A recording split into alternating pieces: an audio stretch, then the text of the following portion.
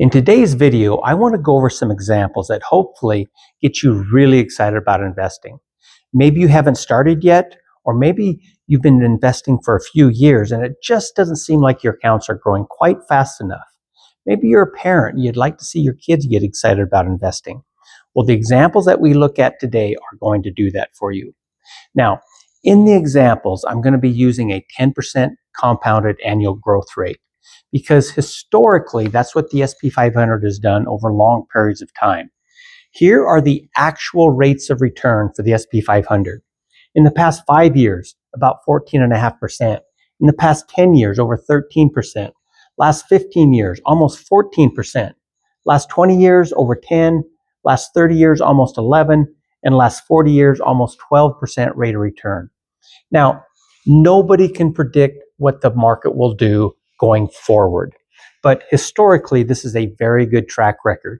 And many of these periods included some bad times. Okay, in 2022 even, the market dropped 18%. You know, if we look at the 30 and 40-year period, that included the housing crisis and all other types of bad periods in the market. But yet, over the long term, it's basically always averaged a 10% rate of return. So that's what I'll be using in these examples. Now, the first example we're going to look at is somebody that starts out shortly after college at the age of 25, and they just make the median income in the United States, which currently is right at $60,000 per year for a full-time worker. Okay, so half the people make less, half the people make more. We're going to assume that they can invest 10% of their income, just 10 cents of every dollar they make. Now, if they would do this until the full retirement age of 67, okay, they would end up with almost $3.4 million. The crazy thing here is that they only invested $252,000 of their own money. In this example, we didn't factor in any pay increases, and we'll look at that example in just a little bit. So they just invested 10% of that $60,000 per year for 42 years. And they would have saved $250,000 of their own money, and now they have $3.4 million. Now, the crazy thing here, let me come back to this in a minute, the total income earned, that means over that entire 42-year working career, if you just take 42 times 60,000, it's about $2.5 million. So notice just saving 10 cents of every dollar they made grew into far more money than they even made. And notice this is the gross earnings. You don't get to keep all that. You'd have to pay federal tax, Social Security, Medicare, and maybe state income tax out of that. Okay, so this is your gross earnings, and just saving 10 cents of every dollar you made grew into far more than you even made over your entire working career. Now, I highlighted this because fees are really, really important. Just paying a 1% fee, let's say you went to a financial advisor and they charged a 1% fee for assets under management. This isn't even counting all the other fees you may be paying. Just paying a 1% fee, instead of this approximate $3.4 million, you would have had about $2.5 million. So a 1% fee costs you $900,000 in this example. Okay, now next example. Let's say somebody, as quite often happens, they don't think about retirement in their 20s or 30s, and they decide to start investing for their retirement at age 40.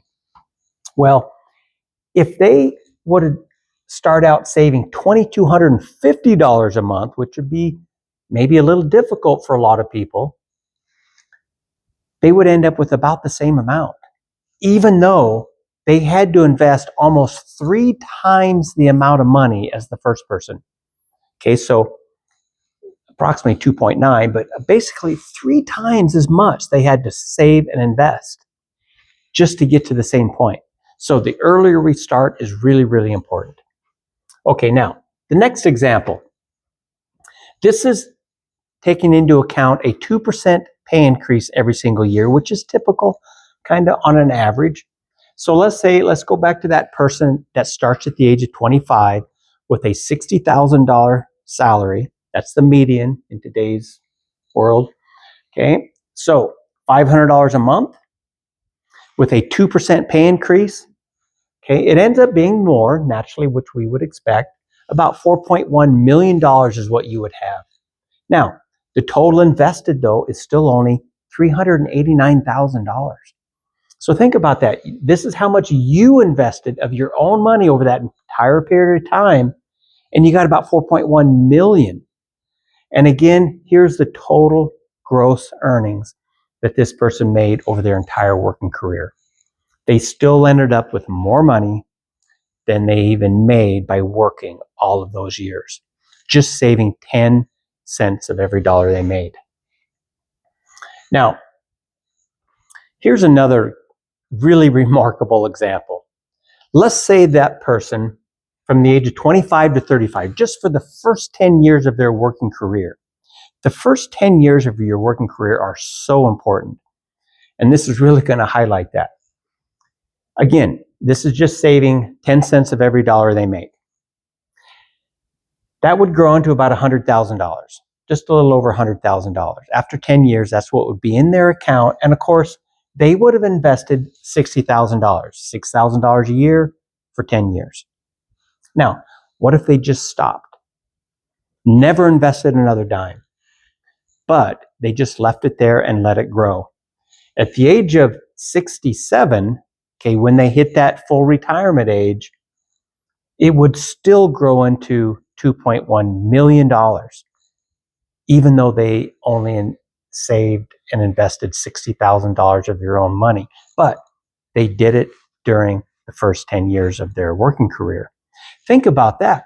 There's a lot of people in their 20s or early 30s that go out and buy a $60,000, $70,000 vehicle, which just depreciates and everything. Okay, how we manage our money early in our career is so important. Okay, so there really is an optimal order to do things. Okay, we definitely want to take advantage of a 401k if our employer offers that. That is just free money. They're matching dollars. So you definitely want to do enough to get all the matching dollars from your employer. Okay, that's a 100% gain day one, and then it grows. Okay, so we don't want to be passing up on free money.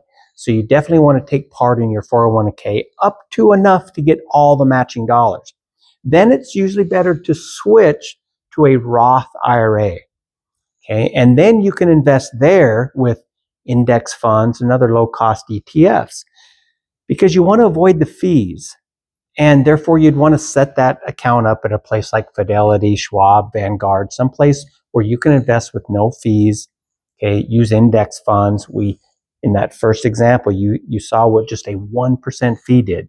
It's so huge, so you need to avoid the fees. Okay, now, there's lots of other things to consider. We hear about an HSA. We know we got to have an emergency fund, so where does that fit in? Well, there is really an optimal order to follow monthly if you want to give yourself the best chance at financial freedom in your life, where working becomes an option. So I do have a video on that. I'll link it below. You might want to watch that, and it will go through and give you a really detailed menu to follow, basically, of the optimal order to do all these things. So I hope this has been helpful. I hope you hit the like button, and I will see you next time.